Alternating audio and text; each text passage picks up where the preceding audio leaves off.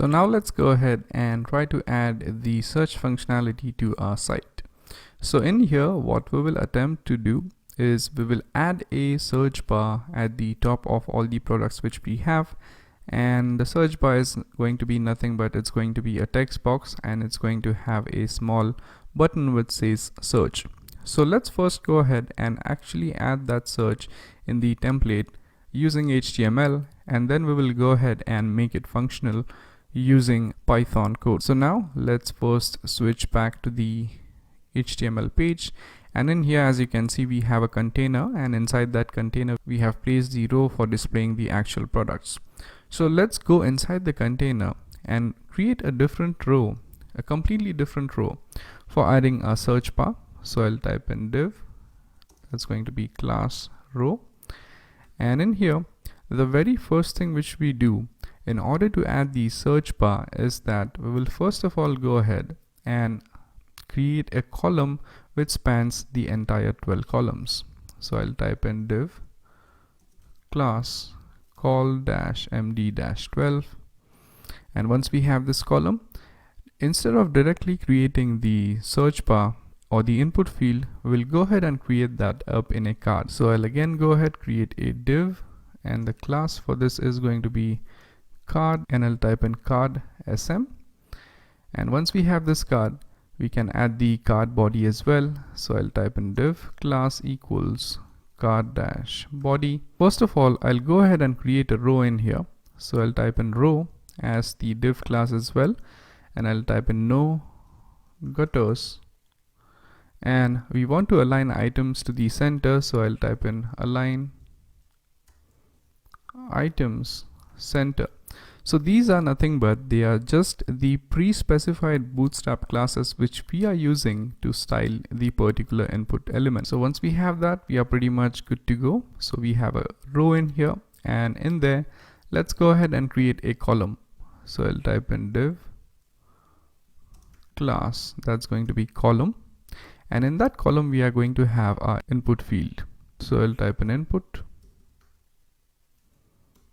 The type is going to be search, and let's go ahead and assign some name to this particular search field. So I'll type in name equals, let's say item name, because we'll be searching for items here, and then let's assign a placeholder to this. So placeholder is nothing but it's something which our application is going to display. So I'll type in search for products. So this is what is going to be displayed inside the text field, and then let's add some generic bootstrap classes in here. So as this is going to be the input field, we are going to add a few classes. So I'll type in class equals, and that's going to be form control, and then form control, that's going to be borderless. Okay, so once we have that, we are pretty much done designing this particular column, which is nothing but the input field. Now you also need to go ahead and define a button as well. So we are going to do that in a different column. So I'll type in div, the class is going to be call-auto, and in here let's define a button which will have a class as btn success, and the type of this button is obviously going to be submit, as this is a submit button, and let's add some text in here which says something like search. So once we go ahead and do that, we should have our input field up on our site. So let me just save that and hop back in here, and if I hit refresh, as you can see, we have a nice looking search bar in here which is going to now allow us to search products. So for now this is not functional, so let's go ahead and make this search bar functional. So as you all know, whenever we actually want to implement search, the very first thing which we do is that we try to get access to this particular input field right here. And in order to get access to that input field, we have this name over here which is item name, and I guess I have misspelled that a little bit, so let me just fix that. Okay, so now let's come back to our main problem. So first of all, in order to get access to the input field, we make sure that we have access to the name. So using this particular name, we can get what's inside the input field, which is this field right here. So now once we have this name, let's go ahead and actually get the data which is entered into this particular input field. So let's go to the views.py, and in here, let's go ahead and get access to the data. So I'll type in item underscore name, and that's actually going to be equal to request dot, that's going to be get dot get, and we will type in item underscore name in here, which is nothing but the name of the text field right here. So now once we have access to that, we can now go ahead and make a search for that particular entered text.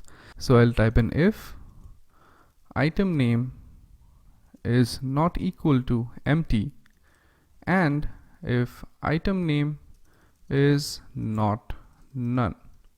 So in this case, we actually want to go ahead and make a search for this particular item name inside our product objects.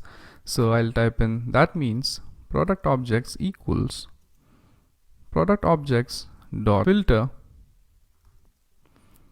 and inside this filter, we'll make sure if the product's title is equal to item name. So I'll type in title is going to be equal to item name. And in order to make this search a little bit more lenient, I'll go ahead and type in underscore I contains. So once we go ahead and do that, we are pretty much good to go. So now let's make sure that the product objects are the one which are passed here as a context, and yes, they actually are. So now once we are done with this, we are pretty much good to go. So let me just go ahead and make sure everything is fine. So first of all, we have extracted the item name, then we have actually checked if the item name is not empty and is not none. Then we have used the product objects, which is nothing but the list of the products, to actually filter out the products where the title is equal to item name. We have also added I contains over here as well. Let me check if there's any typo in here. And yeah, I guess I'm missing a underscore in here, so this should be double underscore I contains. And now let's also go ahead and check the template as well. So let's go to the index.html. So here we have defined a row. Inside that row we have this particular column which spans all the 12 columns, and in there we have created this card here. So we have the input field and the submit button, which is well and fine. And I guess we actually do need to mention this particular thing as not a div but actually a form, because we obviously have an input field and we are using a button in here. So let's go ahead and make this as a form, and right where this div ends, which is this tag right here, let's also change this thing to form. So once again, let me just go through it and see if everything is correct. And yeah, it actually looks okay. And now let me just go ahead, save the code, go back in here, hit refresh, and let's now make a search for a product which is called as laptop. So when I go ahead and search for laptop, as you can see, I have the laptop as well as the laptop bag. And when I search for bike, we do have a bike here. And when we search for watch, we do have a watch in here, which means now our search is working just fine. And if you're trying to attempt this code, I hope your search is working as well. So that's it for this lecture, and in the upcoming lecture we will go ahead and learn how to add pagination to this particular site. So thank you very much for watching, and I'll see you guys next time. Thank you.